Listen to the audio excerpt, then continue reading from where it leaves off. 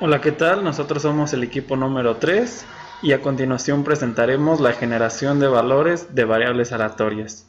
Nuestro equipo está compuesto por los siguientes integrantes: Pedro Ernesto Chávez Guevara, Vinicio Flores, Eric Bolaños. y su servidor Alejandro Cáceres Fuerte. Para obtener los métodos de generación de distribuciones, seguimos lo siguiente. Para el exponencial, para generar estas variables, seguimos las recomendaciones por Cosbu en su libro Simulación con un enfoque práctico, donde como ya estaba calculada la función de densidad, lo que hicimos fue integrarla con nuestro parámetro de 1/7 para obtener nuestra función de distribución y así abarcar un 97.5% de alfa o de confianza. Con ello pudimos obtener también nuestra tabla de Excel, la cual casi para todas las pruebas se calculaba de la siguiente manera. Una vez que teníamos nuestra función de distribución, calculábamos nuestra frecuencia acumulada para obtener la parcialidad de cada clase. Las clases las determinamos porque recordemos que necesitamos al menos 5 clases con 5 variables aleatorias. Nuestras clases empezaban de 0 hasta 26, nosotros decidimos hacer 14 clases y dividirlo de 2 en 2, es decir, nuestra primera clase fue de 0 a 2, la última fue de 26 hasta infinito. Como nuestra clase con parcialidad más pequeña era la número 13, al hacer la división de 5, que son los datos que necesitábamos entre su probabilidad que era, en su parcialidad, perdón, que era 0.008, obtuvimos 621, pero nosotros generamos 650 datos y después calculamos nuestro error. Una vez que teníamos esta tabla, lo que hicimos fue enviar datos de nuestro generador de simio, que es esta parte, que es la frecuencia observada, y ello lo logramos de esta forma. Primeramente generamos nuestros números aleatorios, después despejamos x de nuestra función de distribución y finalmente, una vez que se calculaban estas variables, las integrábamos a un vector según su tamaño o según el tamaño de la variable que se nos diera, para de esta manera mandarlas a escribir y clasificarlas en nuestro Excel, que es esta parte. Aquí vemos nuestra frecuencia esperada con nuestra observada y finalmente, como vemos que nuestro estadístico de error nos dio 14.18 y nuestro valor crítico es 21.02, podemos concluir que pasa la prueba. Distribución continua triangular. Para llevar a cabo la realización de variables aleatorias continuas de esta distribución es de manera muy sencilla, ya que ni siquiera tenemos que integrar como un exponencial. De hecho, en el libro Simulación y Análisis de Sistemas con ProModel ya existe una fórmula, la cual solo sustituimos el valor de A, que por el más pequeño, que en nuestro caso es A, B, que es 12, y C ya tenemos nuestra media que es de 12, que es de 9, perdón. Y con ello ya solamente encontramos la fórmula de densidad, hacemos el despeje respectivo de X para cuando nuestro uniforme es menor a 5 o mayor a 0.5, y finalmente los guardamos en un vector para poder realizar este proceso como lo hace Simio. Generamos nuestro valor, si es mayor que 0.5 se genera una variable, si es del caso contrario se genera de otra fórmula, se asignan a un vector y ese vector nos los manda a escribir a las pruebas que estamos haciendo en Excel, donde ya con antelación calculamos nuestros límites como se ha explicado. Para esto necesitamos solamente 90 números aleatorios y al comparar nuestro valor crítico con nuestro valor estadístico podemos darnos cuenta que pasa, ya que nuestro estadístico es de 5 mientras que nuestro valor crítico es de 9, y también lo podemos ver al comprobar nuestra tabla de las frecuencias esperadas con las frecuencias observadas. para el modelo de aceptación y rechazo, o el método de aceptación y rechazo de la triangular, es muy similar al de la transformada inversa de la misma triangular. La única diferencia es que nos ocupamos de una integral. Aquí se generan dos números aleatorios y con esos dos números aleatorios indicaremos en qué sección de nuestro triángulo se encuentra. Si entra en nuestro área de aceptación, lo utilizaremos para hacer una función de probabilidad. Para Siemens lo que hicimos fue generar nuestros dos números e introducirlos a una matriz. En este decisor lo que hacemos es decidir si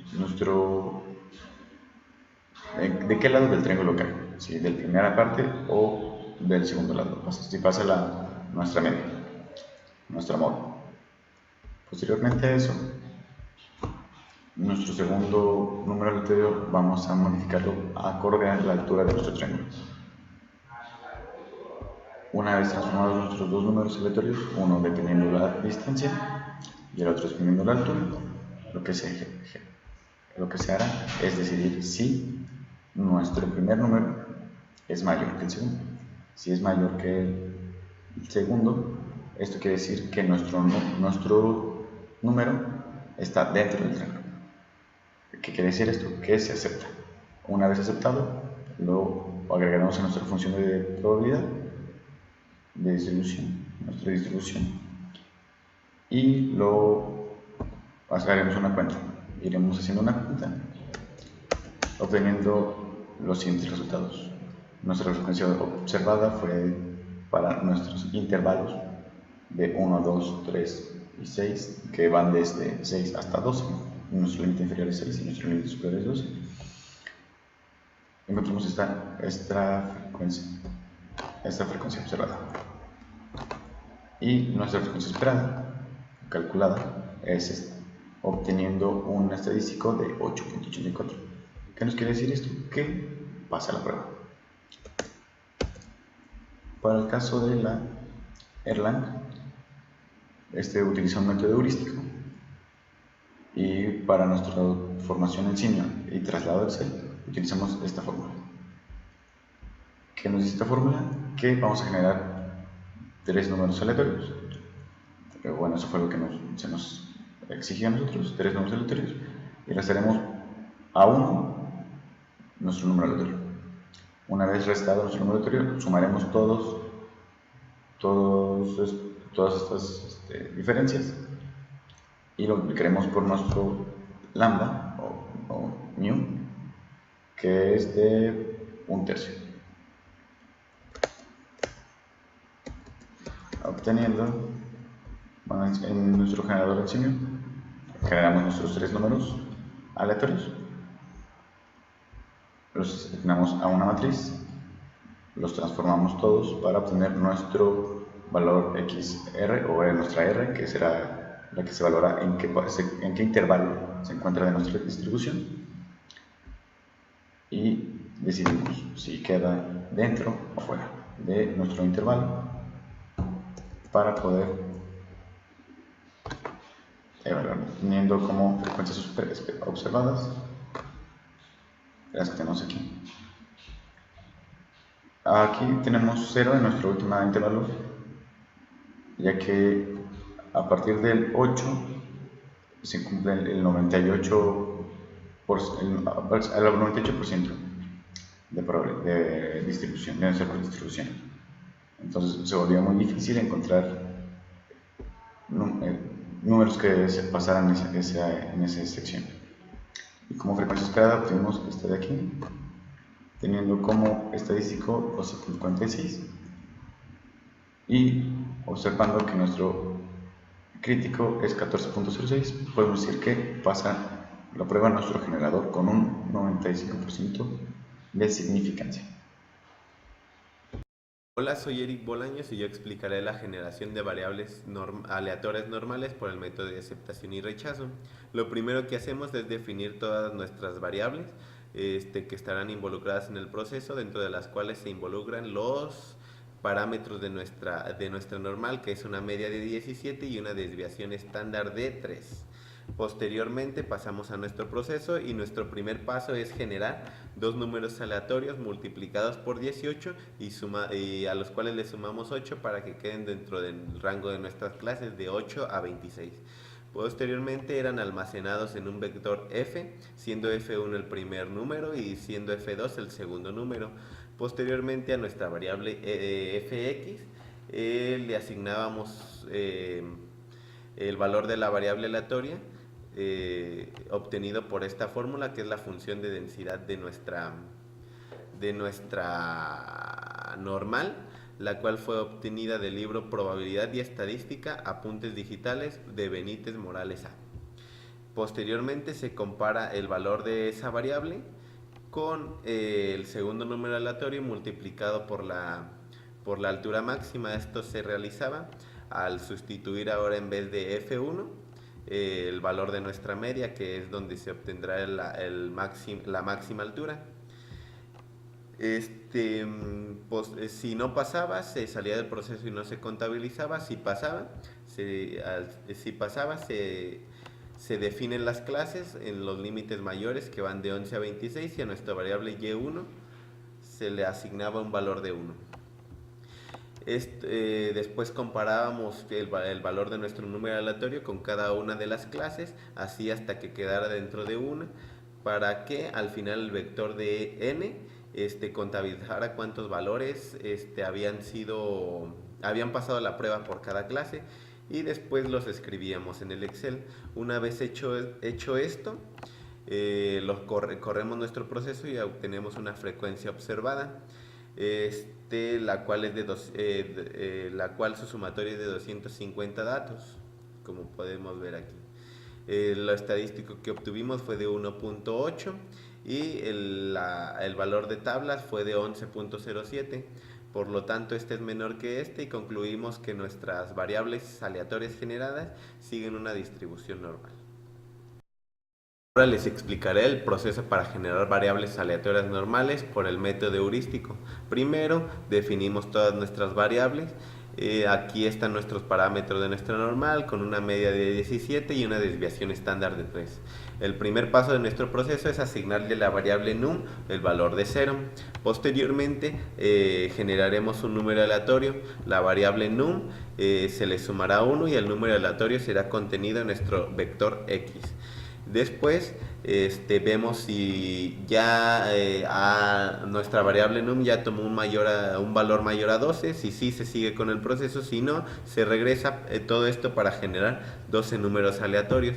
Posteriormente nuestra variable ft tomará el valor de nuestra variable aleatoria, la cual se obtuvo por la siguiente fórmula, obtenida del libro de Simulación y Análisis de Sistemas con ProModel de Cárdenas Barrón, Leopoldo Eduardo, García Dun Eduardo, García Reyes e Heriberto en el 2016. Posteriormente asignamos los límites superiores de cada clase de 11 a 26. Y a nuestra variable y1 le asignamos el valor de 1.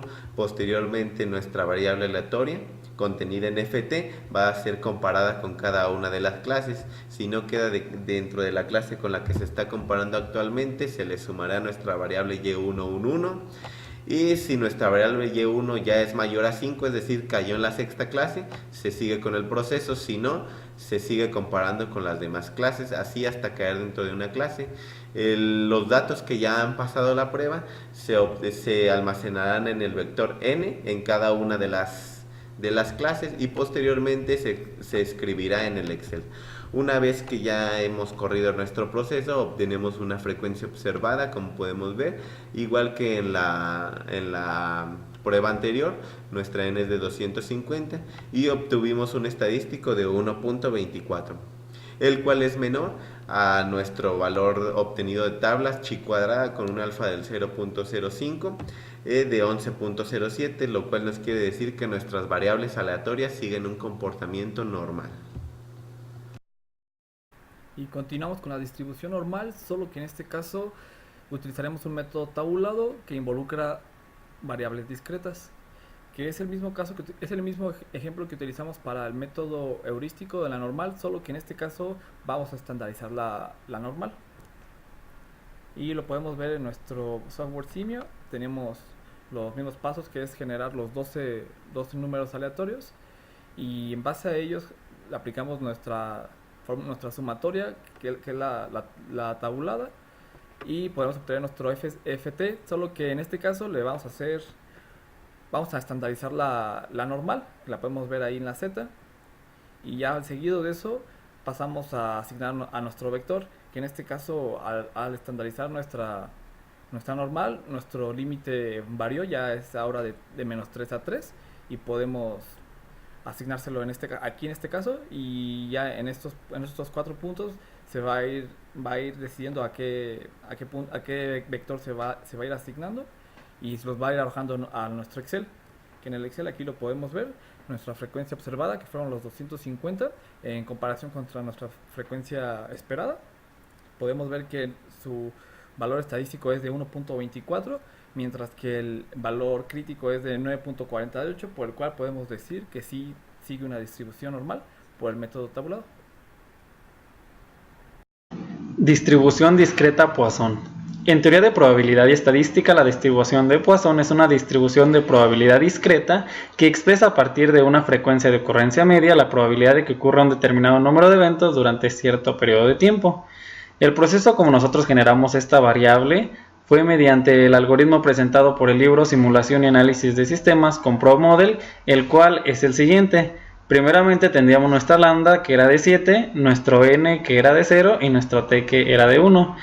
Generábamos un número aleatorio y calculábamos t', que era igual a t por nuestro número aleatorio. Si t' era mayor que Euler elevado a la menos lambda, entonces n era igual a n más 1, t igual a t', y calculábamos otro número aleatorio o uniforme. Si esto no sucedía, entonces pi estaba dado por n. ¿Pero qué es esto? Recuerden que en esta distribución nuestra pi está dado por esta fórmula, lo que hace que el valor discreto sea que el número uniforme coincida con el que se encuentra dentro de la distribución. Esto lo explicaré correspaldado según Cosbu.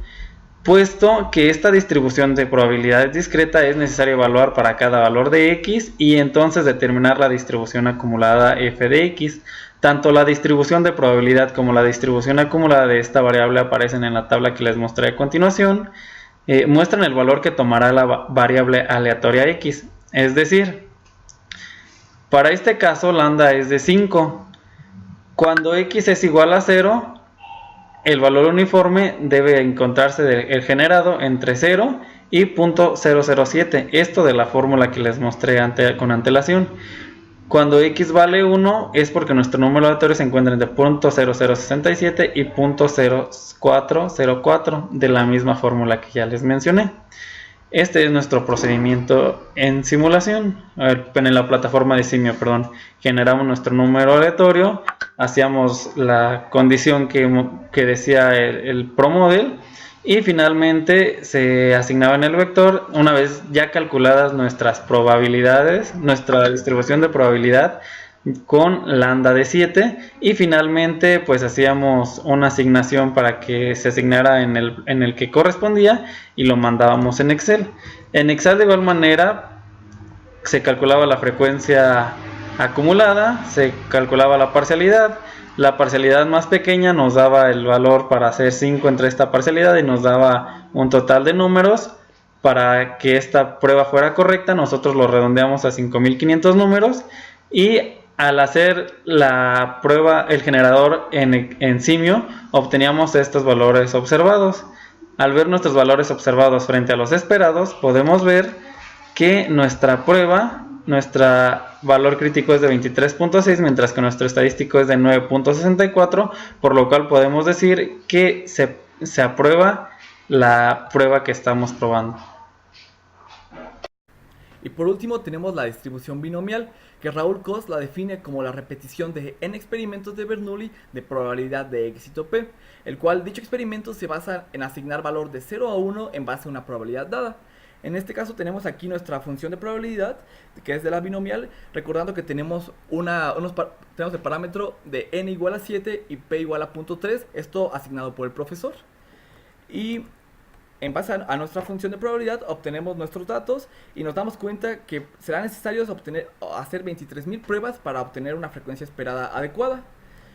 Y para ello haremos una generación de variables aleatorias en base a un método heurístico que encontramos en la obra de Raúl Cos en base a estos 5 pasos, el cual lo podemos seguir en nuestro software de Simio, que es a partir de la generación de un número aleatorio y decidimos si este número aleatorio es menor a nuestra probabilidad de 0.3 y de así serlo le asignamos una unidad a nuestra variable x Y de no hacerlo así, nos se la asignamos y posteriormente le asignamos una unidad a nuestra variable i. Y así prosigue este ciclo hasta que nuestra i sea igual a 7, que es nuestra n. Y proseguimos a hacer la asignación del vector en base a nuestra distribución que obtuvimos en base a nuestra función de probabilidad. Y ya que tenemos eso, se lo asignamos a nuestro vector dado, el cual se irá arrojando a nuestro Excel, el cual pudimos observar que tenemos una frecuencia esperada de los 23.000 datos y nos arroja que nuestro estadístico es de 4.92, el cual es menor a nuestro valor crítico, que es de 14.06, por lo cual podemos decir que sí sigue una distribución binomial.